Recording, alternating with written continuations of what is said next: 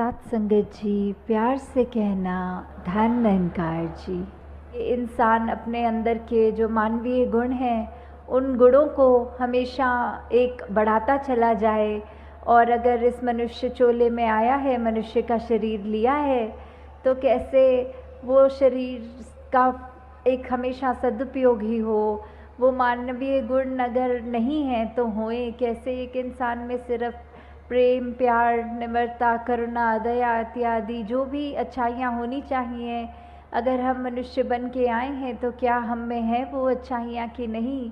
इसका हम खुद ही वो सोचें। और किस तरह अपने जीवन में वो लानी है अपने अंदर, वो सत्संग रूप का जो सहारा रहता है, सेवा का, सुमिरन का। और सबसे पहले तो ये बात कि कैसे हम अपना असली जो हमारा एक आइडेंटिटी है, हम असली में क्या हैं, हम कहाँ से आए हैं, कहाँ को मृत्यु के बाद जाना है और अब जीते जी कैसा जीवन बिताना है। जब ये सही सलीका पता हो, ये तो युगों युगों से संतों ने बताया है कि ये बस ब्रह्म ज्ञान ही है कि जब ऐसा ये अनमोल रतन झोली में पड़ जाता है तो फिर यही बात होती है कि हमारा मुख उजला हुआ है और अब हमें वो समझ है कि ये ब्रह्म ज्ञान रूपी दात हमारे पास आ गई है। तो कैसे ये जीते जी भी हमारे लिए ये बहुत उपयोगी है और मृत्यु के बाद यही है जिससे मोक्ष और मुक्ति का जो बात आती है। तो दातार सभी पे कृपा करे कि ऐसे ही सेवा, सुमिरन, सत्संग करते हुए अपना जो इस प्रभु परमात्मा निरंकार पे एतबार है ये एहसास करते हुए जीवन जब बिताएंगे तो हम ऐसे कोई अपने आप को स्थिति में नहीं डालेंगे जिसको हम बाद में सोच के ये कहें कि हमने ऐसा उस पल में कर दिया तो ये हमारा ही नुकसान हुआ है। और हम हमेशा बस एक वो जो सही जीवन जीने का सलीका होता है उस तरह से जी सकते हैं। तो आज जिस तरह ये हृदय वाणी का शब्द है तो उसकी पंक्तियाँ। हाँ जी। ऐ इंसान पड़ोसी के घर जो तू आग लगाएगा। तो ये बात एक तरह से ये पड़ोसी का तो एक सिंबॉलिकल रूप ले रहे हैं कि ये पूरे विश्व में जो जो भी है उसको अगर हम ये माने कि हमारे पड़ोसी हैं सब, तो हम कैसे ये एक भाव हमारे मन के जो होते हैं, हमारे पहले दिल दिमाग में से ये उत्पन्न होता है कि हमने दूसरे के साथ कैसा व्यवहार करना है, प्यार से रहना है या कुछ उसका नुकसान करना है। ये अच्छाई भी हम अपने अंदर से ही दूसरे के प्रति सोच के द्वारा, अपने व्यवहार के द्वारा, अपने कर्मों के द्वारा जहाँ निकालते हैं, वहीं हम ये भी सोच सकते हैं कि अगर हमारा एक अपना ही शरीर लें तो हमारी जो दिल है उसका पड़ोसी तो हमारा दिमाग ही हुआ। तो कैसे हमारा ये जो दिमाग है इसमें हम ये बुरे ख्याल आने से पहले वो ख्यालों को आते ही अपने अंदर से कैसे समाप्त कर पाएंगे। वो जब हम प्रभु परमात्मा का सहारा लेंगे, इस निरंकार, इस अविनाशी जिसका कोई अंत नहीं है, ये हर जगह है, ये पत्ते पत्ते में है, कण कण में है, इसको कोई काट नहीं सकता। जो ऐसा ये परमात्मा है जो स्थिर है, जो हमेशा से कायम दायम है, जब हम इसका सहारा लेते हैं तो ही वो बात हमारे अंदर ढलती है कि फिर हम जानबूझकर अपने दिमाग में कोई ना गलत बात किसी के प्रति, ना ही कोई अपने लिए नुकसानदायक ये सोच को उत्पन्न भी होने देंगे। और वो कर्म तो दूर की बात कि फिर दूसरे के लिए नुकसान के लिए कोई कर्म हमारा होगा। जैसे इस बात में ये आ रहा है कि कैसे हम अगर कोशिश करेंगे कि अपने पड़ोसी को का घर जला दें तो फिर वो बात कि हमने पहले वो सोच अपने अंदर आई। अगर कोई जलता हुआ कोयला है कि हमारा दिल कर रहा है हम उसको अपने हाथ से उठा के किसी दूसरे की तरफ मारें ताकि वो जल जाए, तो जैसे ही हम उस गर्म कोयले को पकड़ेंगे तो पहला नुकसान हमारे हाथ का, उसने ही जलना है, दूसरे के ऊपर तो वो कोयला बाद में गिरेगा। तो वही बात हम अपने मन में जितना ऐसे कड़वे भाव एक बुरी मति को लेकर जो दिल में रखते हैं तो उसका पहला नुकसान हमारा अपना ही है। हाँ जी। हवा का रुख बदला तो तेरा खुद का घर जल जाएगा। तो ये बात कि कैसे परिस्थितियां तो जीवन में अनेक आती हैं, तो कैसे आज अगर ये सोच के कि दूसरे का घर जला दूंगा, उससे मैं तो ऊंचा हो जाऊंगा, उसका नुकसान हो जाएगा। पर अगर वही बात हम सोचें कि ये परमात्मा तो सबके जीवन का ये रचता, तो इसने ये बहुत खूबी से हर एक का जहाँ जीवन लिखा हुआ है, वही बात आ जाती है कि परमात्मा को फिर अगर ऐसी कोई स्थिति हमारे लिए ले आए कि कोशिश तो हमने दूसरे के नुकसान के लिए की थी और नुकसान अपना ही हो बैठा वो करते करते, तो वही कि एक अगर आग लगा दी किसी के घर में, किसी का नुकसान किया, तो जब हवा विपरीत दिशा में चल पड़ी तो वो लपटें आग की मेरे अपने घर में आ गई और मेरा अपना वो घर जल गया। और यही बात एक शायर ने भी बहुत खूबसूरती से की है, अरे ओ जलाने वाले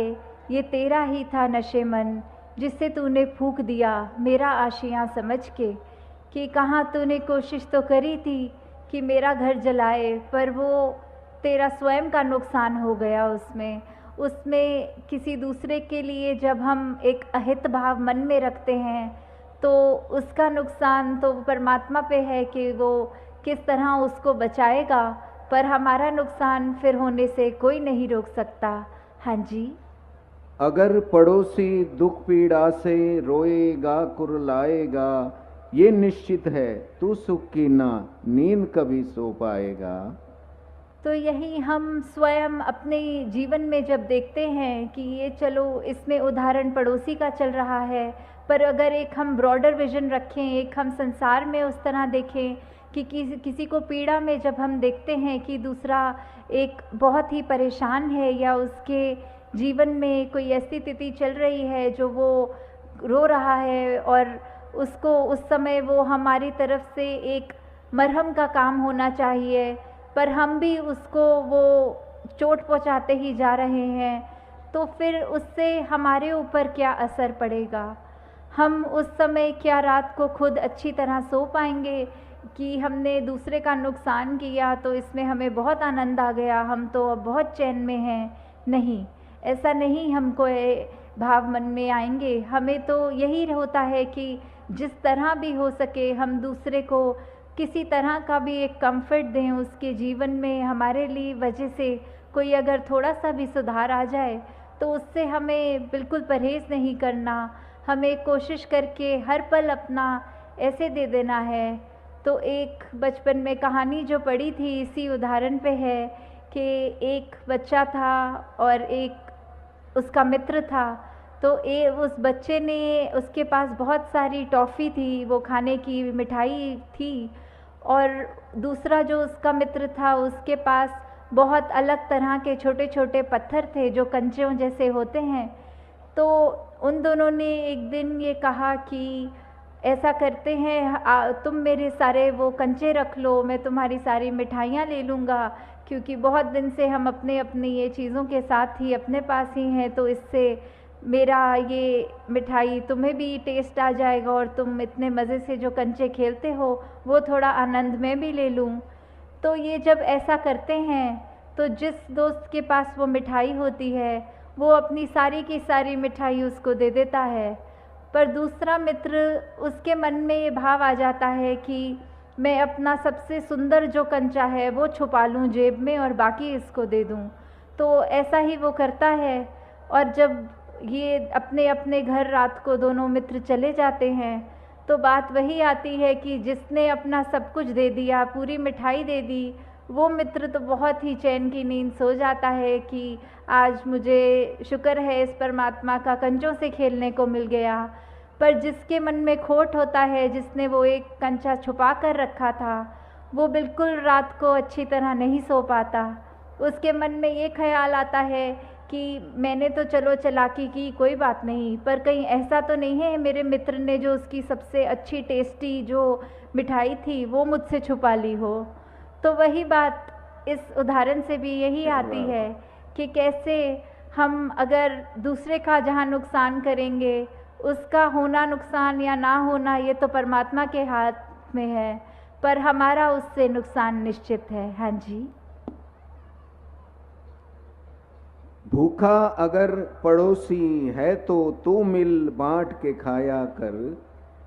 तो कैसे हमारे इसमें व्यवहार के अंदर जहाँ अच्छाइयाँ हमें प्रतिदिन और डालनी चाहिए, वहीं दूसरों के हित के लिए कि अगर हमें कोई दिख रहा है कि किसी की स्थिति उस रूप में है कि अगर किसी को किसी चीज़ की आवश्यकता है और वो चीज़ अगर हमारे जीवन में है, चाहे वो कोई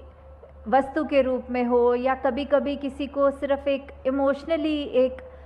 मन से सिर्फ एक चाहिए होती है, वो सांत्वना कह लें या जो भी, कि हम अपने मन के रूप में उसको एक तरह से एक राहत दे सकें। चाहे कोई भी रूप हो जीवन में, किसी के पास अगर कोई चीज़ नहीं और हमारे पास वो है, तो हम उसको अगर उसके साथ बांटेंगे, अगर हमारे को तो परमात्मा ने ऐसा दिया है कि हमारा ये भंडार भरे हुए हैं, क्योंकि परमात्मा जितना भी देता है हर एक को, वो उसके लिए बिल्कुल उतना ही आवश्यक होता है। ये इसी में ही भक्तों ने शुरू से ही अभी तक भी ये शुक्राना किया है कि दातार तूने जो दिया बहुत अच्छा दिया, जो जीवन मेरे लिए बनाया वो बहुत सुंदर बनाया। उसमें फिर अगर चाहे खुद की शरीर की पीड़ा, आर्थिक प्रॉब्लम्स, कुछ भी ऐसा हो,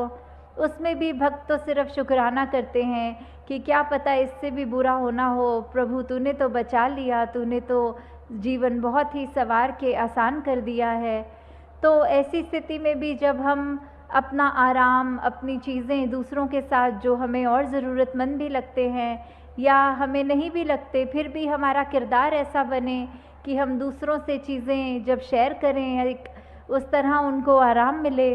तो वो जब हम करेंगे, ये मिल बांट के पड़ोसी के साथ जब खाएंगे, तो उसका जो एक आनंद हमें मिलेगा, वो हमारा